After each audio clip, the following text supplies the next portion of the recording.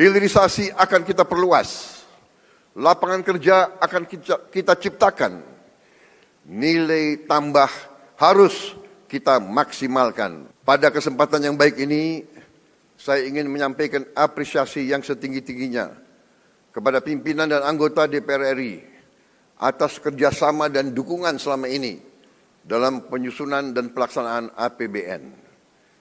Insya Allah ikhtiar kita bersama akan berkontribusi bagi terwujudnya kesejahteraan rakyat Indonesia.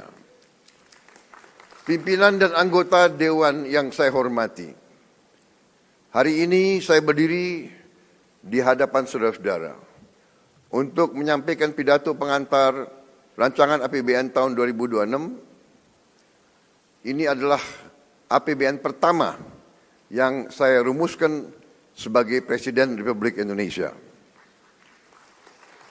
Arsitektur APBN 2026 adalah implementasi dari visi dan misi saya bersama saudara Wakil Presiden yang diarahkan untuk mewujudkan Indonesia yang tangguh, mandiri, dan sejahtera. Ketangguhan adalah fondasi terciptanya kemandirian dan kesejahteraan rakyat.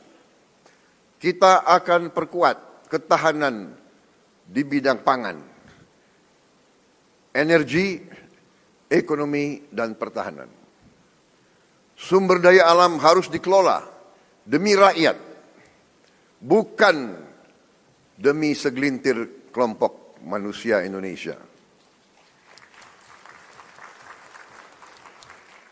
Hilirisasi akan kita perluas, lapangan kerja akan kita ciptakan, nilai tambah harus kita maksimalkan, dan nilai tambah itu harus tetap berada di tanah air kita, Indonesia.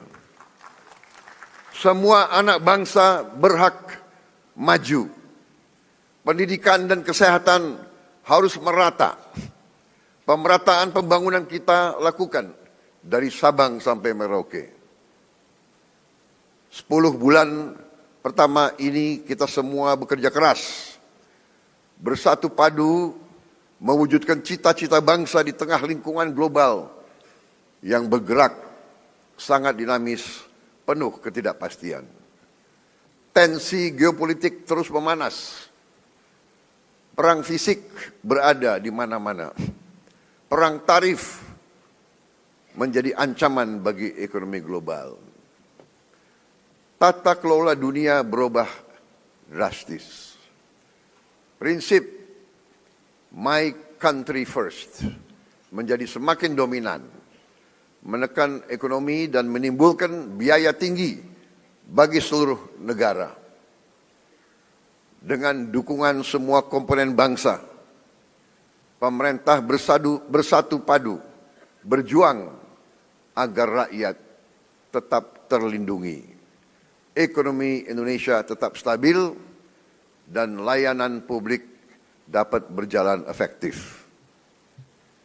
Hasilnya dapat kita rasakan sekarang. Ekonomi triwulan kedua 2025 tumbuh 5,12% year on year, membaik dari triwulan pertama 4,87%. Lebih dari setengahnya adalah kontribusi dari aktivitas konsumsi masyarakat yang meningkat 4,97%. Ekspor kita tumbuh kuat 10,67%. Nilai tambah dari hilirisasi menjadi penyumbang terbesar kuatnya ekspor kita. Kuatnya ekonomi menunjang peningkatan kesejahteraan rakyat. Tingkat pengangguran turun menjadi 4,76% di Februari 2025 dari 4,82% tahun lalu. Dengan 3,6 juta lapangan kerja baru yang berhasil diciptakan. Tingkat kemiskinan ditekan menjadi 8,47%. Terendah sepanjang sejarah. Pemerintah bekerja keras agar inflasi tetap rendah di kisaran 2,4%. sehingga menjaga daya beli rakyat, terutama masyarakat yang tidak mampu.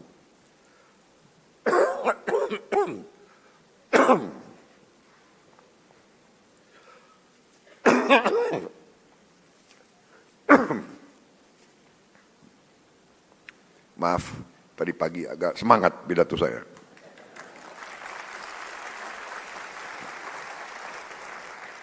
Inilah bukti nyata dengan kerja keras dan kesungguhan kita mampu memperjuangkan nasib jutaan rakyat Indonesia untuk hidup lebih sejahtera. Optimisme dan kepercayaan investor terhadap kinerja dan prospek perekonomian Indonesia tinggi. Realisasi investasi paruh pertama 2025 mencapai target APBN. Dan pasar saham kita pun menunjukkan perkembangan menggembirakan di tengah situasi global yang sangat tidak pasti. Berbagai program unggulan kita sudah dirasakan rakyat. Makan bergizi gratis hari ini telah mencapai 20 juta penerima manfaat. Cek kesehatan gratis sudah mencapai lebih dari 17 juta penerima manfaat. Revitalisasi sekolah sudah sampai lebih dari 13.000 sekolah dan madrasah. Sekolah rakyat sudah mencapai 100. Pembentukan koperasi desa dan kelurahan Merah Putih telah dimulai tahun ini. 80.000 koperasi telah dibentuk. Dan pada akhir tahun 2025 ini, tiap koperasi akan memiliki gudang, akan memiliki cold storage, akan memiliki gerai-gerai, dan tiap koperasi akan memiliki 2 kendaraan truk untuk menjemput dan mengantar hasil buminya. Kita juga tidak boleh lupa bahwa kita harus membentuk sumber daya manusia unggul untuk jangka panjang, tapi program tersebut harus kita mulai sekarang. Ekosistem bisnis yang produktif dalam jangka pendek. Denyut transaksi ekonomi dari hulu hingga hilir saat ini sudah mulai dirasakan sampai tingkat desa kelurahan, sampai di seluruh pelosok negeri.